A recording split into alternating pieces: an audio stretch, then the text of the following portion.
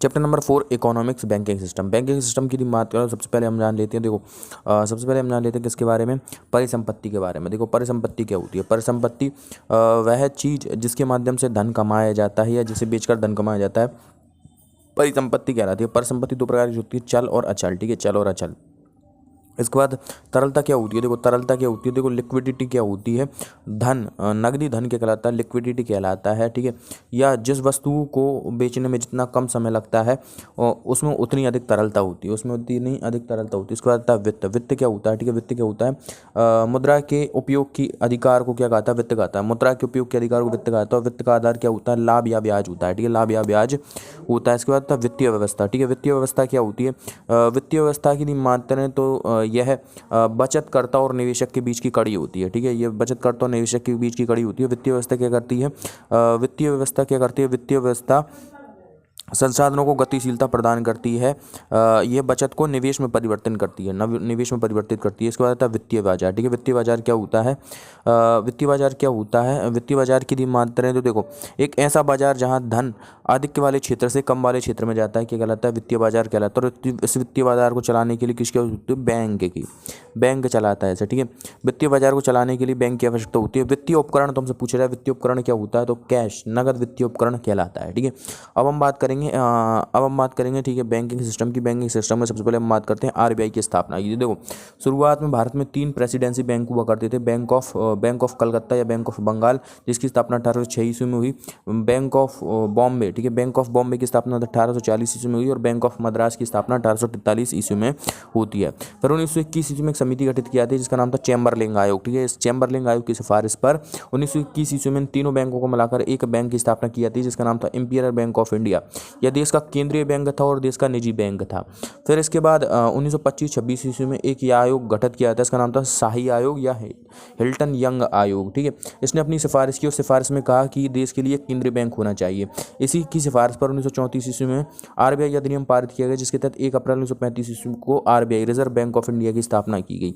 जब reserve bank of India स्थापित हुआ था तो यह 5 करोड़ की पूंजी के साथ हुआ था स्थापित, और यह एक निजी बैंक था और देश का केंद्रीय बैंक था। ठीक है, आरबीआई की स्थापना कब हुई, 1 अप्रैल 1935 ईस्वी को। ठीक है, इसका मुख्यालय देखो शुरुआत में इसका मुख्यालय कलकत्ता में था, इसका मुख्यालय 1937 ईस्वी में हटाकर बम्बई लाया गया। इसके प्रथम गवर्नर कौन थे, इसके प्रथम गवर्नर थे सर ऑसबोर्न स्मिथ और इसके पहले भारतीय गवर्नर सीडी देशमुख थे।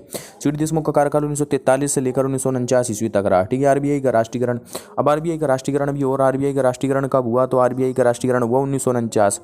ठीक है, 1 जनवरी 1949 ईस्वी को आरबीआई का राष्ट्रीयकरण हो जाता है। आरबीआई की स्थापना के समय जमा पूंजी 5 करोड़ रुपए थी। आरबीआई की संरचना की देखें, देखो आरबीआई की संरचना की मात्रा है तो आरबीआई की संरचना देखो इसमें 1 गवर्नर और 4 डिप्टी गवर्नर होते हैं। ठीक है, आरबीआई का लेखा वर्ष कितना होता है, 1 अप्रैल से लेकर 31 मार्च तक का होता है। ठीक है, आरबीआई का प्रतीक चिन्ह क्या है, शेर, और इसमें एक ताड़ का वृक्ष है। ठीक है, आरबीआई के कार्य की मात्रा, आरबीआई दो प्रकार से कार्य करता है, एक तो है केंद्रीय बैंक के रूप में कार्य और दूसरा है विकासात्मक कार्य। ठीक है, केंद्रीय बैंक के रूप में कार्य केंद्रीय बैंक के रूप में इसके क्या क्या कार्य हैं, तो देखो देश का केंद्रीय बैंक होता है, पहली बात सरकार का बैंक होता है, तीसरी बात क्या है, ये बैंकों का बैंक होता है, अंतिम ऋणदाता के रूप में यह कार्य करता है, अंतिम ऋणदाता के रूप में कार्य करता है, नोट निर्गमन का कार्य करता है यानी कि नोट छपाई का कार्य करता है, और नोटों को बंद करने का काम भी यही करता है। ठीक है, बैंकों के लिए लाइसेंस जारी करता है और बैंकों का लाइसेंस भी रद्द करता है। ठीक है, लाइसेंस भी रद्द करता है। इसके अलावा मात्र विदेशी विनिमय भंडार करता है, विदेशी मुद्रा विनिमय करता है या विदेशी मुद्रा विनिमय भंडार को भी नियमित करता है। ठीक है, और मौद्रिक नीति जारी करता है। ठीक है, मौद्रिक नीति जारी करता है। अब यहाँ पर बात करें तो देखो जो आरबीआई होता है वह 10,000 रुपये से अधिक का नोट नहीं छाप सकता है। आरबीआई जो होता है 10,000 रुपये से अधिक का नोट नहीं छाप सकता है। इसके विकासात्मक कार्य की बात करें तो देखो वित्तीय साक्षरता को बढ़ावा देना। ठीक है, वित्तीय साक्षरता को बढ़ावा देना, वित्तीय समावेशन को बढ़ावा देना यानी कि प्रत्येक व्यक्ति को वित्तीय सुविधाओं से जोड़ना और बचत को बढ़ावा देना, इसके विकासात्मक कार्य होते हैं। ठीक है, अब आती है मौद्रिक नीति। मौद्रिक नीति की बात करें तो देखो किसी भी देश के केंद्रीय बैंक द्वारा मौद्रिक नीति बनाई जाती है। तो भारत में मौद्रिक नीति कौन बनाता है, भारत में मौद्रिक नीति RBI reserve bank of India बनाता है। इसके लिए इसने एक समिति गठन किया जिसका नाम था मौद्रिक नीति समिति। ठीक है, मौद्रिक नीति समिति में 6 सदस्य होते हैं, 3 आंतरिक और 3 बाहरी सदस्य होते हैं। आंतरिक सदस्यों में एक आरबीआई गवर्नर, एक डिप्टी गवर्नर और एक अन्य सदस्य होता है, और जो 3 बाहरी सदस्य होते हैं वे उसमें सरकार के व्यक्ति होते हैं। ठीक है, सरकार के व्यक्ति होते हैं। अब मौद्रिक नीति लाई क्यों जाती है, मौद्रिक नीति की मात्रा मुद्रास्फीति को नियंत्रित करने के लिए लाई जाती है, मुद्रास्फीति को नियंत्रित करने के लिए लाई जाती है। ठीक है, आर्थिक विकास करने के लिए, जीडीपी ग्रोथ करने के लिए लाई जाती है, तरलता नियंत्रण के लिए लाई जाती है। ठीक है, औद्योगिक उत्पादन को बढ़ावा देने के लिए, औद्योगिक उत्पादन को प्रोत्साहन करने के लिए लाई जाती है। ठीक है। अब मौद्रिक नीति समिति, ठीक है, देख चुके हैं हम, ठीक है। अब मौद्रिक नीति के प्रकार, ठीक है, मौद्रिक नीति के प्रकार की मात्रा, मौद्रिक नीति दो प्रकार की होती है। एक तो होती है सरल मौद्रिक नीति, सरल मौद्रिक नीति, सरल मौद्रिक नीति ऐसे सस्ती मौद्रिक नीति, सरल मौद्रिक नीति, सस्ती नीति या विस्तारित मौद्रिक नीति कहा जाता है, ठीक है, विस्तारित मौद्रिक नीति कहा जाता है। इसमें क्या किया जाता है, इसमें ब्याज दरों को, इसमें आरबीआई के द्वारा ब्याज दरों को कम किया जाता है और ब्याज दरों को कम करने के माध्यम से तरलता में वृद्धि की जाती है। ये क्यों लाई जाती है, ठीक है, यह मुद्रास्फीति की समस्या से निपटने के लिए, ठीक है, सॉरी, मंदी की समस्या से, मंदी की स्थिति से निपटने के लिए सरल मौद्रिक नीति अपनाई जाती है। इसके बाद आती है जटिल मौद्रिक नीति, ऐसे संकुचित मौद्रिक नीति कहा जाता है। इसमें आरबीआई ब्याज दरों में वृद्धि कर देता है जिससे तरलता कम हो जाती है मार्केट में। तो यह मुद्रास्फीति की समस्या से निपटने के लिए यह मौद्रिक नीति लाई जाती है, ठीक है। देखो, सरकार द्वारा तरलता को नियंत्रित करने के लिए, यदि मार्केट में तरलता को नियंत्रित करने के लिए नीति बनाई जाती है तो उसे क्या कहता है, राजकोषीय नीति। और देश का केंद्रीय बैंक यदि नीति बनाता है तो उसे मौद्रिक नीति कहा जाता है, ठीक है, मौद्रिक नीति। अब हम बात करेंगे मौद्रिक नीति के उपकरण या साख नियंत्रण नीति, मौद्रिक नीति उपकरण या साख नियंत्रण नीति, ठीक है। तो देखो, मौद्रिक नीति उपकरण कौन कौन से होते हैं, एक तो होता है मात्रात्मक उपकरण और दूसरा होता है गुणात्मक उपकरण। तो सबसे पहले हम बात करते हैं मात्रात्मक उपकरण। मात्रात्मक उपकरण में सबसे पहले क्या आता है, सबसे पहले आता है भैया एल ए एफ की मात्रा लिक्विडिटी एडजस्टमेंट फैसिलिटी, ठीक है, लिक्विडिटी एडजस्टमेंट फैसिलिटी। इसमें दो चीज़ें आती हैं, एक तो आती है आरआर और एक आती है ट्रिपल आरआर। आरआर क्या कहता है, रिवर्स आरआर क्या कहता है, रेपो रेट का है। तो इसका पूरा नाम क्या होता है, रिपर्चेस ऑप्शन रेट, ठीक है, रिपर्चेस ऑप्शन रेट इसका पूरा नाम होता है। इसका पूरा नाम क्या होता है, रिपर्चेस ऑप्शन रेट, ठीक है, इसका पूरा नाम क्या होता है, ठीक है, रिपर्चेस ऑप्शन रेट होता है, ठीक है।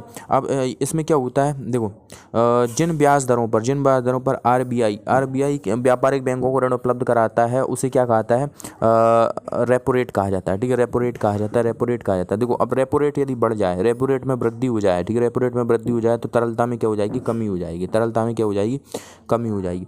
और रेपो रेट यदि कम हो जाए तो तरलता में क्या हो जाएगी, वृद्धि हो जाती है। इसके बाद रेपो रेट के बाद आता है रिवर्स रेपो रेट, आरआरआर इसे कहता है रिवर्स रेपो रेट, ठीक है, रिवर्स रेपो रेट इसका, ठीक है।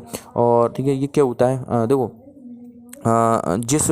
जिन ब्याज दरों पर एक व्यापारिक बैंक केंद्रीय बैंक यानी कि आरबीआई में अपना पैसा जमा करता है, क्या कहलाता है, रिवर्स रेपो रेट कहलाता है, ठीक है। और हमेशा रिवर्स रेपो रेट कम होता है रेपो रेट से, ठीक है, रेपो रेट से, ठीक है। अब ये जो ऋण जो दरें हैं, ये ऋण जो होते हैं, ये ऋण होते हैं अल्पकाल के लिए होते हैं। कैसे, कितने समय के लिए होते हैं, अल्पकाल के लिए होते हैं। इसके बाद आता है एमएसएफ, मार्जिनल स्टैंडिंग फैसिलिटी, ठीक है। मार्जिनल स्टैंडिंग फैसिलिटी क्या होता है, ठीक है, मार्जिनल स्टैंडिंग फैसिलिटी की मात्रा, देखो, जिन ब्याज दरों पर आरबीआई अति अल्पकाल के लिए व्यापारिक बैंकों को ऋण उपलब्ध कराता है, क्या कहलाता है, मार्जिनल स्टैंडिंग फैसिलिटी यानी कि एमएसएफ कहलाता है, ठीक है, क्या कहलाता है, एमएसएफ कहलाता है। इसके बाद अगली चौथी चीज़ आती है बैंक रेट की मात्रा, देखो, जिन ब्याज दरों पर आरबीआई दीर्घकाल के लिए व्यापारिक बैंकों को ऋण उपलब्ध कराता है, क्या कहलाती है, बैंक रेट कहलाती है, ठीक है, बैंक रेट कहलाती है। इसके बाद हम बात करेंगे ओएमओ, ओपन मार्केट ऑपरेशन, ठीक है, खुले बाजार की क्रिया, ठीक है। इसमें क्या होता है, ठीक है, इसमें जो केंद्रीय बैंक होता है सरकार की प्रतिभूतियों को गिल्ट एज मार्केट में खरीदता और बेचता है, ठीक है, मुद्रास्फीति को नियंत्रित करने के लिए, ठीक है, बाकी चीज़ों को नियंत्रित करने के लिए खरीदता और बेचता है प्रतिभूतियों को, ठीक है, इसे ओएमओ ओपन मार्केट ऑपरेशन कहा जाता है। फिर अगली चीज़ आती है भैया जिसे कहा जाता है, ठीक है, सीआरआर, कैश रिजर्व रेशियो, ठीक है, कैश रिजर्व रेशियो की मात्रा, देखो, अब एक चीज़ आती है एनडीटीएल क्या होता है, दैनिक लेन देन के बाद जो पैसा शुद्ध पैसा जो बचता है बैंकों के पास उसे कहता है एनडीटीएल। तो देखो, सीआरआर कैश रिजर्व रेशियो में क्या होता है, ठीक है, व्यापारिक बैंक जो होती है वह एनडीटीएल का कुछ प्रतिशत हिस्सा, ठीक है, एनडीटीएल का कुछ प्रतिशत हिस्सा किसमें, आरबीआई में जमा रखती है, इस पर कोई ब्याज नहीं मिलता है, ठीक है, ऐसे कहता है कैश रिजर्व रेशियो कहता है, ठीक है, वैधानिक तरलता अनुपात कहा जाता है। और एसएलआर, स्टेटरी लिक्विडिटी रेशियो, ठीक है, एनडीटीएल का कुछ % हिस्सा बैंक अपने पास जमा रखती है और ये सोना प्रतिभूति किसी भी रूप में हो सकता है, ठीक है, किसी भी रूप में हो सकता है। तो ये भी हो गया, ठीक है, एसएलआर भी हो गया। ये सभी क्या होगा, ये होगा मात्रात्मक उपकरण। इसको आता है गुणात्मक उपकरण यानी चयनात्मक उपकरण भी कहता है, ठीक है। इसमें कौन कौन सी चीज़ आती है, ठीक है, नैतिक दबाव, ठीक है, केंद्रीय बैंक जो होती है वह नैतिक दबाव बनाती है व्यापारिक बैंकों पर। दूसरी होती है साख की राशनिंग, इसमें क्या है, इसमें न्यूनतम सीमा निर्धारित कर दी जाती है, ठीक है, बैंकों के लिए, ठीक है। इसमें साख की राशनिंग में अधिकतम सीमा व्यापारिक बैंकों के लिए अधिकतम सीमा निर्धारित की जाती है कि इतने क्षेत्रों में इतना ब्याज दिया जाएगा साख की राशनिंग में, ठीक है। और आर्थिक सीमा निर्धारण, ठीक है, मार्जिन सीमा निर्धारण, ठीक है, मार्जिन सीमा में न्यूनतम सीमा निर्धारित कर दी जाती है, ठीक है, न्यूनतम सीमा निर्धारित की जाती है, ठीक है। अब देखो शाख निर्माण का कार्य क्या कौन करते हैं, शाख निर्माण का कार्य करते हैं व्यापारिक बैंक, जबकि शाख नियंत्रण का काम कौन करता है, देश का केंद्रीय बैंक करता है, ठीक है, केंद्रीय बैंक करता है। अब कुछ अन्य बैंक की यदि मात्रा अन्य बैंक को आते हैं जैसे कि आरआरआर, ठीक है, आरआरबी, सॉरी आरआरबी, ठीक है, रूरल रीजनल ग्रामीण बैंक, ठीक है, रूरल रीजनल रूरल बैंक, ठीक है, रीजनल रूरल बैंक, इनका फुल फॉर्म क्या होता है, रीजनल रूरल बैंक, ठीक है, क्षेत्रीय ग्रामीण बैंक, ठीक है। इनकी स्थापना 2 अक्टूबर 1975 ईस्वी में नरसिम्हा समिति की सिफारिश पर हुई थी, ठीक है, और 5 बैंकों की स्थापना शुरुआत में की गई थी, ठीक है। अब ठीक है, इसकी मात्रा तो इसका कार्य क्या होता है, ग्रामीण क्षेत्रों में वित्तीय सहायता उपलब्ध कराना इसका काम होता है, ग्रामीण क्षेत्रों में वित्तीय सहायता उपलब्ध कराना, ठीक है। आरआरबी की संरचना की मात्रा, तो आरआरबी की संरचना की मात्रा, तो उसमें 51% हिस्सा किसका होता है, केंद्र सरकार का होता है, 15% हिस्सा राज्य सरकार का होता है, और जो बाकी का बचा परसेंट 35% हिस्सा होता है वह संबंधित बैंक का होता है। और जो इससे संबंधित बैंक है वह क्या कार्य करता है, ट्रेनिंग, आरआरबी को ट्रेनिंग देने का काम करता है, और वित्तीय व्यवस्था, ठीक है, वित्तीय प्रबंधन का कार्य भी करता है, वित्तीय प्रबंधन का कार्य भी ये करता है, ठीक है, वित्तीय प्रबंधन का कार्य भी करता है। देखो 1987 ईस्वी में विजय केलकर समिति की सिफारिश पर आरआरबी की स्थापनाओं को बंद कर दिया गया था, ठीक है। और भी बैंक आते हैं जैसे कि IDBI, industrial development, IDBI industrial development bank of India, ठीक है। आईडीबीआई की स्थापना 1964 ईस्वी में की गई, ठीक है। ये क्या है, दीर्घ उद्योगों को कौन से उद्योग होते हैं, जो बड़े उद्योग होते हैं उन्हें ऋण उपलब्ध कराने का कार्य करता है। इसका मुख्यालय कहाँ पर स्थित है, इसका मुख्यालय मुंबई में स्थित है, ठीक है। इसका मुख्यालय कहाँ पर स्थित है, मुंबई में स्थित है, बड़े उद्योगों को ऋण उपलब्ध कराता है, ठीक है। इसके बाद आता है सिडबी, SIDBI, ठीक है, small industrial development bank of India. इसकी स्थापना कब की जाती है, तो सिडबी की स्थापना की गई 1990 में, ठीक है। इसकी स्थापना की गई 1990 ईस्वी में। इसका मुख्यालय लखनऊ में स्थित है, और ये सूक्ष्म और लघु उद्योगों को ऋण उपलब्ध कराने का काम करता है। इसी ने ही एक योजना चलाई जिसे कहा जाता है भैया, कौन सी योजना थी, इसी ने एक योजना चलाई MSME योजना, यानी कि MSME में यही ऋण उपलब्ध कराता है, माइक्रो स्मॉल मीडियम एंटरप्राइजेस, ठीक है, एंटरप्राइजेस, इसी में ये ऋण उपलब्ध कराता है, ठीक है, ऋण उपलब्ध कराता है। इसके बाद सिडबी के बाद अगला जो बैंक आता है, कौन सा बैंक आता है, देखो सिडबी की सहायता से एक बैंक और स्थापित हुआ था, इसका नाम था मुद्रा बैंक, ठीक है, मुद्रा बैंक माइक्रो यूनिट डेवलपमेंट, ठीक है, micro unit development finance agency, ठीक है, फाइनेंस एजेंसी इसका फुल फॉर्म होता है। 2015 में इसकी स्थापना की गई, और किसकी सहायता से, सिडबी की सहायता से, ठीक है, सिडबी की सहायता से स्थापना की गई। यह भी लघु उद्योगों को ऋण उपलब्ध कराने का काम करता है। अब जो मुद्रा है ये 3 प्रकार का ऋण उपलब्ध कराता है, कौन कौन से, सबसे पहले था शिशु लोन, 50,000 तक का लोन उपलब्ध कराता है, ठीक है। इसके बाद तरुण किशोर लोन, सॉरी कौन सा लोन, किशोर लोन 50,000 से 5 लाख तक का लोन, और तरुण लोन जो होता है वह 5 लाख से 10 लाख तक का ऋण उपलब्ध कराता है, ठीक है, ऋण उपलब्ध कराता है, ठीक है, ऋण उपलब्ध कराता है। इसके बाद और भी बैंक आते हैं, जैसे कि हम बात करें, देखो सबसे पहले तो आता है एक्सिम बैंक, ठीक है, एक्सपोर्ट इंपोर्ट बैंक, ठीक है, इसका फुल फॉर्म क्या होता है, export import bank, Exim bank, ठीक है। इसकी स्थापना कब हुई थी, तो इसकी स्थापना 1982 में हुई थी, ठीक है, इसकी स्थापना कब हुई थी भैया, 1982 में हुई थी, और इसका मुख्यालय मुंबई में स्थित है, इसका मुख्यालय मुंबई में स्थित है। इसके बाद आता है नाबार्ड की मात्रा, तो national bank for agriculture rural development, ठीक है, national bank for agriculture and rural development इसका फुल फॉर्म होता है। इसकी स्थापना भी 1982 ईस्वी में की गई थी, 12 जुलाई 1982 ईस्वी में की गई थी, और इसकी स्थापना किस समिति की सिफारिश पर की गई, तुमसे पूछा जाए तो ये सिफारिश की गई थी शिवरमन समिति की सिफारिश पर इसकी स्थापना की गई थी। यह भी कृषि क्षेत्र में ऋण उपलब्ध कराने का काम करता है, उसका मुख्यालय भी मुंबई में है, ठीक है। यह भी 3 प्रकार के ऋण उपलब्ध कराता है, कौन कौन से, अल्पकालीन, मध्यकालीन और दीर्घकालीन लोन, ठीक है। अल्पकालीन लोन 15 माह तक का लोन होता है, मध्यकालीन लोन 15 माह से लेकर 15 वर्ष तक का होता है, और दीर्घकालीन लोन 15 वर्ष से लेकर 20 वर्ष तक का ये लोन होता है। इसका आता है NHB, नेशनल हाउसिंग बैंक, ठीक है, नेशनल हाउसिंग बैंक की मात्रा की स्थापना 1988 में की गई, 1988 ईस्वी में की गई। इसका मुख्यालय नई दिल्ली में स्थित है, ठीक है, इसका मुख्यालय कहाँ पर स्थित है, नई दिल्ली में स्थित है, ठीक है, इसका मुख्यालय कहाँ पर स्थित है, नई दिल्ली में स्थित है। ये सभी बैंक हो गई, विकासात्मक बैंक की थी ये सभी। अब हम देखेंगे बैंकों का राष्ट्रीयकरण, बैंकों के राष्ट्रीयकरण की मात्रा, सबसे पहले देखो RBI का राष्ट्रीयकरण 1 जनवरी 1949 ईस्वी को हुआ। SBI का राष्ट्रीयकरण 1 जुलाई 1955 ईस्वी को AD गौरवाला समिति की सिफारिश पर SBI का भी राष्ट्रीयकरण हो गया, ठीक है। फिर बात आती है 1969 की, ठीक है, 1969 की मात्र 1969 ईस्वी में 14 बैंकों का राष्ट्रीयकरण किया गया। 1969 ईस्वी में 19 जुलाई 1969 ईस्वी को 14 बैंकों का राष्ट्रीयकरण किया गया, जिनकी पूंजी 50 करोड़ से अधिक थी, ठीक है। इस समय प्रधानमंत्री कौन थी, इंदिरा गांधी, और इस समय RBI के गवर्नर कौन थे, एल के झा थे, ठीक है, एल के झा थे, ठीक है। आरबीआई के गवर्नर कौन थे भैया? एल के झा थे। दूसरी बार बैंकों का राष्ट्रीयकरण 1980 ईस्वी में किया गया। दूसरी बार बैंकों का राष्ट्रीयकरण 1980 ईस्वी में किया गया। 6 बैंकों का राष्ट्रीयकरण किया गया जिनकी पूंजी 200 करोड़ रुपए से अधिक थी। और इसमें देखो इंदिरा गांधी इस समय प्रधानमंत्री थी और पटेल, उर्जित पटेल, सॉरी आई जी पटेल इस समय आरबीआई के गवर्नर हुआ करते थे, ठीक है, आरबीआई गवर्नर हुआ करते। वर्तमान में 12 राष्ट्रीयकृत बैंक हैं, ठीक है। देखो एसबीआई की मात्र एसबीआई की स्थापना हुई थी 1 जुलाई 1955 ईस्वी को एडी गौरवाला समिति की सिफारिश पर। और इसके बाद मात्र पंजाब नेशनल बैंक की स्थापना हुई थी 1894 ईस्वी में, ठीक है। पंजाब नेशनल बैंक की स्थापना 1894 ईस्वी में हुई थी, ठीक है। देखो भारत का पहला बैंक तुमसे पूछा जाए, भारत का पहला बैंक कौन सा था? बैंक ऑफ हिंदुस्तान था। 1770 में इसकी स्थापना हुई थी कलकत्ता में, ठीक है, कलकत्ता में इसकी स्थापना हुई थी। भारत का पहला व्यापारिक बैंक कौन सा था? ठीक है, भारत का पहला व्यापारिक बैंक कौन सा था? तो ये जनरल बैंक ऑफ इंडिया था। General bank of India Bharat का पहला व्यापारिक बैंक था जिसकी स्थापना 1786 ईस्वी में हुई थी। इसका भारतीयों द्वारा संचालित पहला बैंक कौन सा था? तो भारतीयों द्वारा संचालित पहला बैंक अवध कमर्शियल बैंक था, ठीक है। अवध, भारतीयों द्वारा संचालित पहला बैंक अवध कमर्शियल बैंक था। और भारतीयों द्वारा स्थापित पहला बैंक पंजाब नेशनल बैंक था, ठीक है। कौन सा बैंक था? पंजाब नेशनल बैंक था। अब हम बात करेंगे एनपीए की, ठीक है। एनपीए क्या होता है? एनपीए की मात्रा है तो इसका फुल फॉर्म होता है नॉन प्रॉफिटेबल एसेट्स, ठीक है, नॉन परफॉर्मिंग एसेट्स, ठीक है। नॉन परफॉर्मिंग एसेट्स इसका फुल फॉर्म होता है जो परफॉर्म नहीं कर रहा है, ठीक है, नॉन परफॉर्मिंग एसेट्स।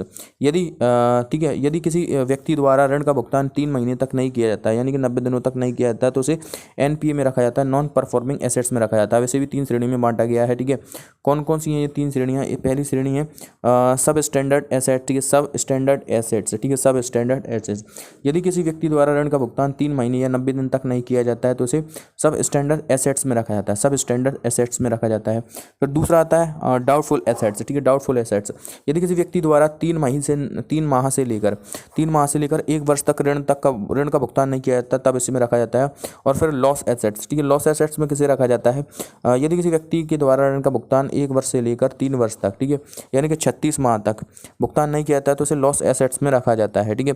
अब बैंकिंग लोकपाल की मात्रा, बैंकिंग लोकपाल योजना कब शुरू हुई थी? 1995 ईस्वी में आरबीआई के द्वारा इस समस्याओं को सुलझाने के लिए शुरू किया गया था। अब आती है भुगतान प्रणाली। देखो भुगतान प्रणाली 2 प्रकार की भुगतान प्रणाली है। एक तो है आरबीआई द्वारा दी गई भुगतान प्रणाली और दूसरी है एनपीसीआई द्वारा दी गई भुगतान प्रणाली, यानी कि national payment corporation of India, NPCI, इसके द्वारा दी गई भुगतान प्रणाली, ठीक है। तो आरबीआई द्वारा दी गई 2 भुगतान प्रणाली कौन कौन सी हैं? देखो आरबीआई द्वारा 2 दी गई भुगतान प्रणाली, पहली तो है भैया आरटीजीएस, एक है नेफ्ट और एक है आरटीजीएस, ठीक है, एक है नेफ्ट और एक है आरटीजीएस। नेफ्ट की मात्रा, नेफ्ट का फुल फॉर्म क्या होता है? नेफ्ट का फुल फॉर्म होता है national electronic fund transfer, national electronic fund transfer, ठीक है। ये सुविधा होती है वह 24/7, यानी कि सभी 24/7 के लिए ये सुविधा उपलब्ध होती है इसमें, ठीक है। बैंक कोई भी चार्ज नहीं करता है और इसका रिस्पॉन्स टाइम कितना होता है? 30 मिनट का होता है, ठीक है, 30 मिनट का होता है।